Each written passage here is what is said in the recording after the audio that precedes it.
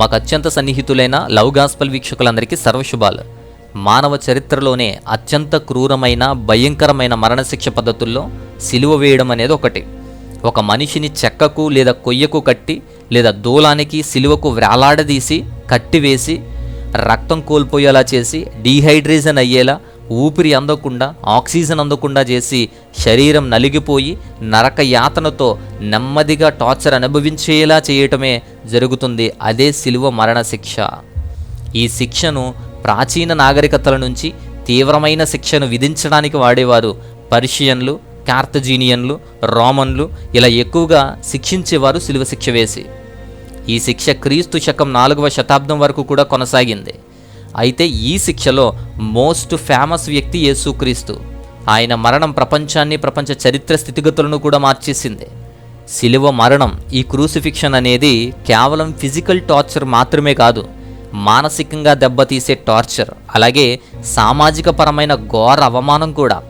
ఈ ఘోర అవమానాన్ని తట్టుకోలేక సిలువంటేనే భయపడేవారు. ఇది ఒక అవమానకరమైనటువంటి శిక్ష.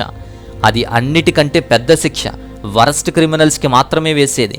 అలాంటి శిక్షకు గజ గజ వణికేవారు ఆనాడు.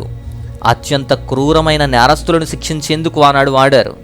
అయితే చరిత్రలో మనం చూస్తే ఏ నాగరికత నుంచి ఎలా స్టార్ట్ అయింది సిలువ శిక్ష అనేది మనం గమనిస్తే, సిలువ వేయటం అనేది ఎక్కడ స్టార్ట్ అయింది, ఎప్పుడు పుట్టింది, ఎక్కడ పుట్టింది అంచనా వేయడం కష్టం. కానీ పశ్చిమాసియా, అస్సీరియా, బాబిలోనియా నాగరికతల్లో పుట్టి ఉండొచ్చు. అస్సీరియన్ పురాతన భవనాల మీద, ఆర్కియాలజికల్ భవనాల మీద కూడా వారి అలంకరణలో సిలువ వేయబడిన బొమ్మలు, చిత్రాలు ఉంటాయి. హింసించి సిలువ వేసినటువంటి చిత్రాలు కూడా మనం పరిశీలించవచ్చు. కాబట్టి అక్కడ నుంచి అది స్టార్ట్ అయ్యింది అనుకోవచ్చు. క్రీస్తు పూర్వం 6వ శతాబ్దంలో పర్షియా సామ్రాజ్యంలో దేశద్రోహులకు, ప్రభుత్వ తిరుగుబాటుదారులకు సిలువ వేయడం అనేది ఉపయోగించారు. పర్షియన్ సామ్రాజ్యంలో కూడా దీన్ని మనం చూస్తాం. ఇక గ్రీకు చరిత్రకారుడైన హెరోడోటస్ చెప్పిన దాని ప్రకారము పర్షియా రాజైన డారియస్ I క్రీస్తు పూర్వం 519లో బబులోనును ఆక్రమించాడు. అలా ఆక్రమించి బబులోను వ్యతిరేకదారులను 3000 మందికి సిలువ శిక్ష అనేది విధించి వారిని చంపాడు. ఇక ఇంకొకటి కార్తజీనియన్స్. ఉత్తర ఆఫ్రికా నాగరికతకు చెందినటువంటి కార్తజీనియన్లు తమ శత్రువులను, పారిపోయిన బానిసలను శిక్షించడానికి ఈ సిలువ శిక్షను ఉపయోగించారు.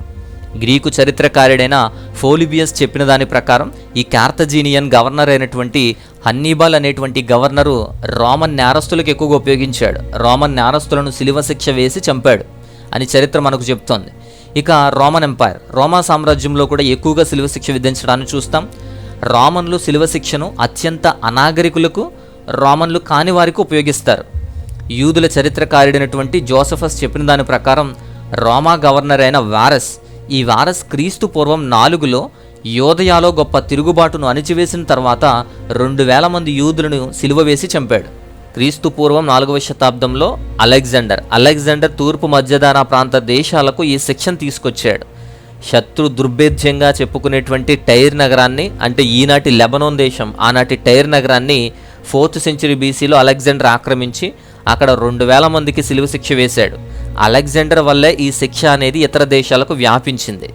రోమన్ చరిత్రకారుడైన టాసిటస్ చెప్పిన దాని ప్రకారం రోమన్ చక్రవర్తి అయినటువంటి నీరో చక్రవర్తి క్రీస్తు శకం 64లో రోమ్లో జరిగిన మహా అగ్ని ప్రమాదానికి కారణమైనటువంటి 100లాది మంది క్రైస్తవులను సిలువ వేసి చంపేశాడు. రోమా సామ్రాజ్యంలో అనేక మంది క్రైస్తవులను హింసించి చంపేవారు. సిలువ శిక్షని రోమన్ క్రైస్తవ చక్రవర్తులు మతభ్రష్టులకు కూడా శిక్షగా ఉపయోగించేవారు. చరిత్రకారుడైనటువంటి యూసిబియస్ చెప్పిన దాని ప్రకారం రోమా సామ్రాజ్యపు మొట్టమొదటి చక్రవర్తి కాన్స్టాంటైన్. ఈ కాన్స్టాంటైన్ I చక్రవర్తి, ఈ రోమన్ కాన్స్టాంటైన్ చక్రవర్తి లిసినియస్ అనేటువంటి వ్యతిరేకమైన చక్రవర్తిని సిలువ వేయమని ఆర్డర్ ఇచ్చారు. ఎందుకంటే ఈ లిసినియస్ చక్రవర్తి క్రీస్తు శకం 324లో తూర్పు ప్రాంతంలో ఉన్నటువంటి క్రైస్తవులందరినీ హింసించేవాడు. అందుకు ఈ కాన్స్టాంటైన్ చక్రవర్తి ఈ లిసినియస్ని సిలువ శిక్ష వేయమని ఆర్డర్ ఇచ్చాడు. చరిత్రకారుడైనటువంటి గ్రిగరీ ఆఫ్ టోర్స్ ప్రకారం క్రైస్తవ్యంలోకి మారినటువంటి ఈ ఫ్రాంకిష్ రాజు చిల్పరిక్ I తనని వ్యతిరేకించినటువంటి బిషప్ని, ప్రాయిటెక్స్టాటస్ అనేటువంటి బిషప్ని క్రీస్తు శకం 584లో సిలువ వేయమని ఆజ్ఞాపించాడు. అలాగే గ్రీక్ అలెగ్జాండర్ గురించి తెలుసు. ఈయన రూల్లో సిలువ శిక్ష కామన్. పట్టణాలను స్వాధీనం చేసుకునేటప్పుడు అక్కడ బందీలని సిలువ శిక్ష వేసి చంపేవాడు. దాదాపు 2000 మందిని సిలువ శిక్ష వేసి చంపాడు. క్రీస్తు శకం 9లో ట్యుటబారో యుద్ధంలో, ఈ ట్యుటబారో యుద్ధం తర్వాత జర్మన్ జనరల్ ఆర్మీనియస్ రోమా సైనికులను సిలువ వేశాడు. క్రీస్తు శకం 60లో పురాతన బ్రిటిష్ రాణి ఈ బౌదిక రోమన్ల మీద దండెత్తి ఆమె రోమా సైనికులను భారీగా సిలువ వేసి చంపించింది. ఈ విధంగా సిలువ శిక్ష అనేది వ్యాపించింది. ఆయా సామ్రాజ్యాల్లో, ఆయా దేశాల్లో, ఆయా నాయకుల ద్వారా ఈ సిలువ శిక్ష అనేది ఈ విధంగా అమలవుతూ వచ్చింది. అయితే ఈ సిలువ శిక్షలో చనిపోయే వ్యక్తులు ఎంతోమంది ఉండొచ్చు, కానీ ఈ ప్రసిద్ధిగాంచినటువంటి సిలువ శిక్ష అని చెప్పుకునేటువంటి వ్యక్తుల్లో ప్రసిద్ధిగాంచినటువంటి వ్యక్తులు ఎవరు అని చూస్తే, దానిలో మొదటిగా దైవ కుమారుడిగా భూమి మీదకి వచ్చిన యేసు. యూదయ గవర్నర్ అయినటువంటి పొంతు పిలాతు చేత సిలువ శిక్ష వేయబడి సిలువ మరణం పొందాడు. సిలువ అంటే యేసు మరణం అనేంత ప్రసిద్ధి అయ్యింది ఆయన మరణం. ఈ సిలువ మరణం 4 సువార్తల్లో కూడా వ్రాయబడింది, చారిత్రక గ్రంథాల్లో కూడా వ్రాయబడింది. ప్రపంచవ్యాప్తంగా కూడా ఆ సిలువ మరణాన్ని జ్ఞాపకం తెచ్చుకొని గుడ్ ఫ్రైడే అని ఆ రోజు ఆ మరణాన్ని జ్ఞాపకం తెచ్చుకుంటారు. ఇలా సిలువ వేయబడి మరలా పునరుద్ధానం చెంది బ్రతికిన ఒకే ఒక్కడు యేసుక్రీస్తు వారు. ఇక ఇంకొక వ్యక్తి, రెండో వ్యక్తి ఎవరంటే స్పార్టకస్ అనేటువంటి గ్లాడియేటర్. ఈ గ్లాడియేటర్ క్రీస్తు పూర్వం 73 నుంచి 71 వరకు ఉన్న రోమా సైనిక తిరుగుబాటుకి ఈయన నాయకుడు. రోమన్ జనరల్ అయినటువంటి క్రాసెస్తో ఓడిపోయాడు కాబట్టి ఆ ఓటమిలో ఈ స్పార్టకస్ అనే వ్యక్తి సిలువ వేయబడ్డాడు. ఈయనతో పాటు దాదాపు 6,000 మంది సిలువ వేయబడ్డారు. ఆ తర్వాత ఇంకొక వ్యక్తి సెయింట్ పేతురు. యేసు 12 మంది అపోస్తుల్లో ఒకడు. రోమాలో క్రైస్తవ సంఘం మొదటి నాయకుడు. క్రీస్తు శకం 64లో నీరో చేతిలో చనిపోయాడు. సిలువ శిక్ష విధిస్తే యేసుక్రీస్తు వలె తాను అలా సిలువ శిక్ష వేసి చనిపోవడానికి అనర్హుడను అని తలక్రిందులుగా సిలువ వేయమని కోరినందుకు తలక్రిందులుగా సిలువ వేయబడ్డాడు. అంతేకాదు, అంద్రియా టీ షేప్లో ఉన్నటువంటి క్రాస్లో అంద్రియా కూడా సిలువ వేయబడ్డాడు. ఇలాంటి కొందరు ప్రముఖుల గురించి మాత్రం ఎక్కువగా సిలువ శిక్ష అనగానే ఎక్కువగా వారి గురించి మనం ప్రస్తావిస్తాం. ఈ విధంగా చరిత్ర అంతటా సిలువ శిక్ష, సిలువ వేయటం ఎలా ఉపయోగించబడింది అనేదానికి ఇవన్నీ కూడా ఎగ్జాంపుల్స్. ఈ విధంగా చరిత్ర అనేది మనం చూస్తాం, సిలువ శిక్షను ఎలా ఉపయోగించేవారు, ఎలా ఉండేది అని.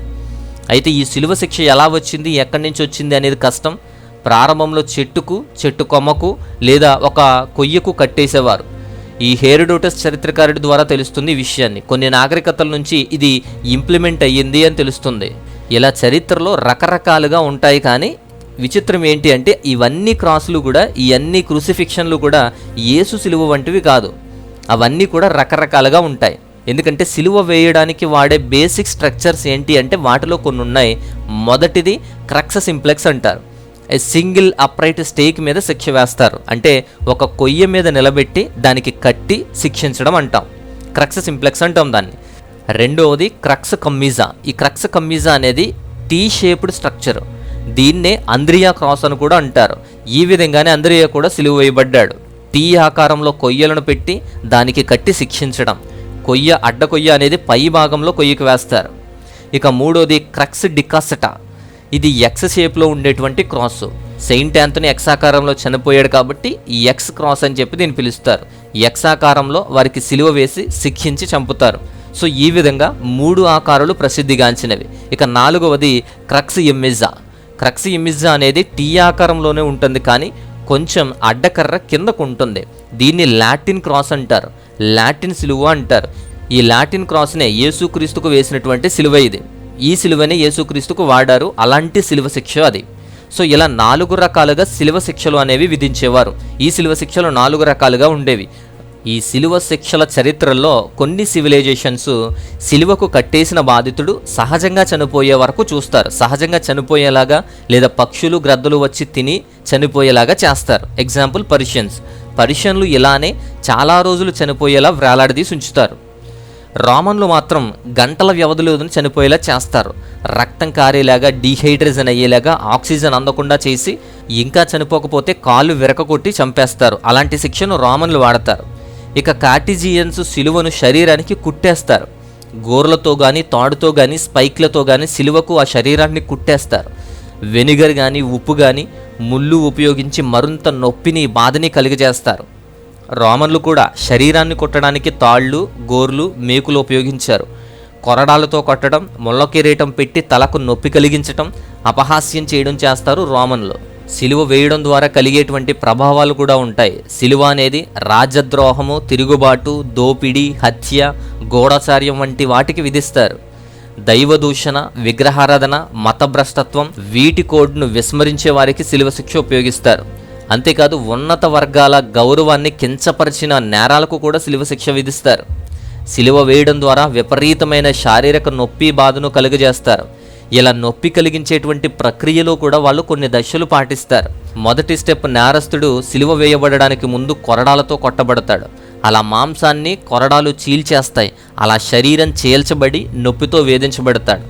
ఇక రెండవది, నేరస్తులను వారి సిలువను మోసుకొని రావాలి. సిలువ వేయబడిన ప్రాంతానికి వారే మోసుకొని రావాలి ఆ చీల్చబడిన శరీరంతో. ఇక మూడవది, బాధితులను నగ్నంగా వస్త్రాలు తొలగించి వ్రేలాడదీస్తారు, సిలువకు కడతారు. ఇక నాలుగవది, ఊపిరి ఆడకుండా రక్తం కార్చుకుంటూ శ్వాసకు ఇబ్బందితో ఉక్కిరిబిక్కిరి అయ్యి మరణించే వరకు కూడా సిలువ మీద వ్రేలాడతారు. సో ఇలాగా ఫిజికల్ సఫరింగ్ని, శారీరక బాధని కలుగచేయడానికి కూడా ఈ ప్రాసెస్ వాడతారు. కొంతమంది బాధను తగ్గించడానికి, కొంతమంది బాధను పెంచడానికి వెనిగర్, గాల్ ఇలాంటివి త్రాగడానికి ఇస్తారు. ఆ బాధితుడి మీద అది ఆధారపడి ఉంటుంది. సిలువ మీద ఇంకనూ చావకుండా ఉంటే, ఇంకా కదలకుండా ఉంటే ఈటుతో కుట్టడం లేదా ఈటుతో పొడవడం చేస్తారు. ఇంకొందరికి కాళ్ళు కూడా విరగొడతారు. ఇలా సిలువ శిక్ష అమలు అనేది ఈ ప్రక్రియలో జరుగుతుంది. అయితే సిలువ వేయబడడంలో చట్టపరంగాను, సామాజిక పరంగాను శిక్షలు, మినహాయింపులు, క్షమాపణలు కూడా లెక్కగడతారు. ఇది కూడా కొన్ని దశల్లో ఉంటుంది. మొదటిది, బాధితులు నేరస్తులు అని తేలిన తర్వాత వారి నేరాన్ని అందరికీ అనౌన్స్ చేస్తారు, వారికి సిగ్గొచ్చేలా చేస్తారు, వారికి ఇక మాట్లాడడానికి కనీసం అవకాశం కూడా ఉండదు. రెండోది, వారి నేరాన్ని ఊరంతా ప్రకటిస్తూ ఊరేగిస్తారు. ఆ నేరానికి చిహ్నంగా మార్చేస్తారు, ఆ నేరానికి సింబాలిక్గా ఇన్ని మార్చేస్తారు. మూడోది, ప్రజలు, సైనికులు, అధికారులు హేళన చేస్తారు. వారి ద్వారా అపహసించబడతారు, హేళన చేయబడతారు, ఇతరులకు హెచ్చరికగా మారతాడప్పుడు.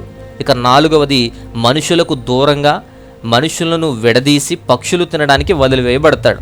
సో ఇలాగ చట్టపరంగా కూడా లెక్కలు గడతారు. ఇక సిలువ వేయబడినప్పుడు ఫిజికల్గానే కాదు, మానసికంగానే కాదు, సొసైటీలో కూడా అవమానాన్ని నింపుతారు. ఇలా అవమానం చేసేటువంటి ప్రక్రియలో కూడా కొన్ని దశలు ఉంటాయి. దానిలో మొట్టమొదటిది, బాధితుణ్ణి వాడి నేరాలను బయలు చేసి వీధుల్లో, సంత వీధుల్లో నేరాన్ని చెప్పుకుంటూ ఊరేగిస్తారు. ఊరేగించి ప్రజలందరి ముందు కూడా అవమానిస్తారు. రెండవది, అధికారులు, సైనికులు ఎగతాళి చేస్తారు, గేలి చేస్తారు, ఘోరంగా అవమానిస్తారు, అందరి ముందు హేళన చేస్తారు. మూడవది, బాధితులను వ్యవస్థలను చేసి అందరి ముందు వ్యవస్థగా వ్రేలాడదీస్తారు. గౌరవం కానీ, గుర్తింపు కానీ ఏమున్నా సరే అవన్నీ పోయేలా చేస్తారు. ఇక నాలుగవది, బాధితుల కుటుంబము, స్నేహితులు విడిచిపెట్టేయాలి, లేదంటే వారిని కూడా అవమానించి దూషిస్తారు. నేరస్తుని కుటుంబం హక్కులన్నీ కూడా కోల్పోతాయి. నేరస్తుని కుటుంబం తర్వాత పర్యవసానాలు చాలా అనుభవించాల్సి వస్తుంది. సో ఇలాగా అవమానకరమైనటువంటి శిక్షగా మార్చేస్తారు. సొసైటీలో వారి యొక్క గుర్తింపుని, గౌరవాన్ని, కుటుంబాన్ని పాడు చేస్తారు. ఇలా శిక్ష అనేది అవమానకరమైంది, హేయమైంది, భరించలేనిది, నొప్పి కలిగించేది. అందుకే ఇది అన్ని మరణశిక్షల కన్నా ఘోరమైనది, అవమానకరమైనది. అన్ని శిక్షల కన్నా ఘోరమైన శిక్ష ఈ సిలువ శిక్ష. ఇది దీని చరిత్ర. అయితే ఇప్పుడు యేసుక్రీస్తు యొక్క సిలువ శిక్ష గురించి చూద్దాం, జీసస్ క్రూసిఫిక్షన్ గురించి. యేసుక్రీస్తు ప్రపంచ చరిత్రకి, క్రైస్తవ్యానికి మూల పురుషుడు. అలాంటి గొప్ప త్యాగం చరిత్రలో లిఖించబడింది. బైబిల్ ఆధారంగా ఇంకా డీటెయిల్గా తెలియపరచబడింది. మత్తయి సువార్తలో, మార్కు సువార్తలో, లూకా సువార్తలో, యోహాను సువార్తలో ఈ భాగాల్లో లిఖించబడింది యేసుక్రీస్తు వారి యొక్క సిలువ అనేది. రోమన్ సిలువపై యేసుక్రీస్తు సిలువ వేయబడి మరణించారు. మొదటిసారి నేరస్తుడికి కాకుండా నీతిమంతుడికి శిక్ష పడింది. నేరస్తునికి వేయాల్సిన శిక్ష, నేరస్తులు అనుభవించాల్సినటువంటి బాధ, నేరస్తులు పడాల్సిన అవమానం అన్నీ యేసుక్రీస్తు వారికి నేరస్తుల కంటే ఎక్కువే చేశారు. నేరస్తుల కంటే ఎక్కువే ఆ బాధను భరించారు. మానవ జాతి పాపాల పరిపూర్ణ ప్రాయశ్చిత్త త్యాగాన్ని అందించేందుకు తనపై వేసుకున్న భారమే యేసు సిలువ. యూదుల పెద్దల సభ సన్హద్రేన్ ఏ నేరము ఆరోపించలేక దైవదూషణ అనే ఒకే ఒక్క మాటతో శిక్షించారు. అంటే దేవునిగా భావిస్తున్నాడు అని ఒకే ఒక దోషం మోపారు. అప్పటికే అన్యాయంగా యూదుల పెద్దలు నేరాన్ని ఆపాదిస్తున్నారు అని చెప్పి అనేకులు వాదించారు. అంతేకాదు యేసు నిర్దోషి అని గుర్తించినటువంటి రోమా గవర్నర్ పొంతు పిలాతు కూడా విడుదల చేయమని చెప్పాడు. విడుదల చేయమని చెప్పిన యూదులు వినలేదు. అయినా సరే పొంతు పిలాతు కొరడాల శిక్ష వేశాడు, కొరడా దెబ్బలు శిక్షగా వేశారు, అది చాలు అని. అయినా సరే సన్హెద్రిన్ సభ వినలేదు, ఇంకా సిలువ శిక్ష వేయమని బ్రతిమలారు. అందుకు పిలాతు యూదులకు భయపడి వారికి నచ్చింది చేసుకోండని, వారికి ఇష్టం వచ్చినట్టు చేసుకోండని వదిలేసి చేతులు కడుక్కున్నాడు. యేసు కొరడాలతో కొట్టబడ్డాడు, చర్మం చీలి విపరీతమైన గాయాలు కలిగించారు. వాళ్ళు ముళ్ళ కిరీటం పెట్టి తలకు గాయాలు చేసి రక్తం వచ్చేలా చేశారు. బరువైన సిలువ కొయ్యను ఆయన చేత మోయించారు. బహిరంగ వీధుల్లో, సంత వీధుల్లో ఊరేగించి అవమానించారు. బహిరంగంగా కొట్టబడ్డాడు, అవమానించబడ్డాడు, ఎగతాళి చేయబడ్డాడు, గేలి చేయబడ్డాడు, ఉమ్మి వేయబడ్డాడు. ఎన్నడూ లేనంతమంది ఆదరణ చూసి ఇంకా ఎక్కువగా గేలి చేసేవారు, ఇంకా ఎక్కువగా శిక్షించేవారు, ఇంకా ఎక్కువగా కొరడాలతో కొట్టేవారు. అతని బట్టలు వంగి తీసి అర్ధనగ్నంగా వేలాడదీశారు. ఇంకా సిలువకు చేతులకు కాళ్లకు మేకులు కొట్టారు. 2 నేరస్తుల మధ్య వ్రేలాడదీశారు. ఆయనకి మాత్రమే యూదుల రాజు అనే శాసనం కొట్టించి వ్రేలాడదీశారు. ఉదయం నుంచే వేధించడం మొదలుపెట్టాడు. ఇంచుమించు 9 గంటలకే సిలువ మీద వ్రేలాడదీశారు. 9 గంటల నుంచి 3 గంటల వరకు 6 గంటల పాటు సిలువపై నరకయాతన అనుభవించారు. సైనికులు యేసు వస్త్రాల కోసం చీట్లు వేసుకున్నారు. ప్రజల అవమానాలు, అపహాస్యం చేస్తూ వెళ్తున్నారు. సిలువ వేదన నుండి 7 మాటలు మాట్లాడారు. ఆ సమయంలోనే భూమిని చీకటి ఆవహించింది, చీకటితో నిండిపోయింది. యేసుక్రీస్తు తన తుది శ్వాస విడిచినప్పుడు భూకంపం కలిగింది, బండలు బద్దలయ్యాయి. ఆలయము తెర పైనుంచి కింద వరకు చినిగింది. నేరస్తుల కాళ్ళు విరగగొట్టబడ్డాయి, ఎందుకంటే వారికి మరణం త్వరగా రావాలి అని. యేసు అప్పటికే చనిపోయి ఉన్నారు. బల్లెంతో పక్కలో పొడిచి చూశారు, మరణించారని తెలిసింది. ఇలా యేసుక్రీస్తు వారు సిలువలో శిక్ష అనుభవించి చనిపోయారు. ఈ సిలువ త్యాగాన్ని గుర్తు చేసుకునేందుకే ఆయన్ని ప్రపంచంలో ఆరాధిస్తుంది గుడ్ ఫ్రైడే రోజు అని. ప్రార్థనలు చేస్తారు, పశ్చాత్తాపడతారు, సిలువ వేదన గురించి ధ్యానిస్తారు. ఇది ఈ సిలువ చరిత్ర. సిలువ అనగానే గుర్తొచ్చే యేసుక్రీస్తు మరణ చరిత్ర, యేసుక్రీస్తు మోసిన సిలువ చరిత్ర. నేరస్తులకు వేసే ఆ సిలువ, అవమానకరమైన ఆ సిలువ, భయపడేటువంటి ఆ సిలువ, పాపులకు, నేరస్తులకు, బందిపోట్లకు శిక్షగా వేసే ఆ సిలువ నేడు యేసుక్రీస్తు వారు మరణం తర్వాత, యేసుక్రీస్తు వారు సిలువను మోసిన తర్వాత దాని చరిత్ర మారిపోయింది. ఇప్పుడు సిలువ అంటే రక్షణ, సిలువ అంటే విమోచన. యేసుక్రీస్తు రక్త ప్రోక్షణ ద్వారా, ఆ సిలువ ద్వారానే విమోచన కలిగింది, విడుదల కలిగింది. పాత నిబంధన ధర్మశాస్త్ర సంఖ్యలు విడుదల చేయబడ్డాయి. మంచి మార్గం ఏర్పాటు చేయబడింది, నిత్య నివాసం ఏర్పాటు చేయబడింది, నిత్య రాజ్యానికి మార్గం చూపించడం జరిగింది. ఇప్పుడు ఆ సిలువ పాపులకు వేసేది కాదు, పాపాలను తీసేదిగా మారింది. కారణం యేసుక్రీస్తు వారు ఇప్పుడు త్యాగానికి సింబల్గా మారింది. క్రాస్ త్యాగానికి ఈ సిలువ సింబల్గా మారింది. ఇది ఈ సిలువ చరిత్ర. సిలువ చరిత్రను మార్చిన దేవుని కుమారుని చరిత్ర. ఇదంతా మీకు క్లియర్గా అర్థమైంది కదా? ఖచ్చితంగా లైక్ చేయండి. లైక్ చేసి ఈ అంశాన్ని, మంచి విషయాన్ని షేర్ చేయండి. అలాగే మీ అభిప్రాయాలని, మీ అంశాలను కూడా కింద కమెంట్ చేయండి. మరొక అద్భుతమైన అంశంతో మరొక మంచి వీడియో ద్వారా మరలా వస్తాను. అంతవరకు దేవుని మహా ఉన్నతమైన కృపా కాపుదల మనందరికీ తోడయుండి బలపరచునుగాక. ఆమేన్.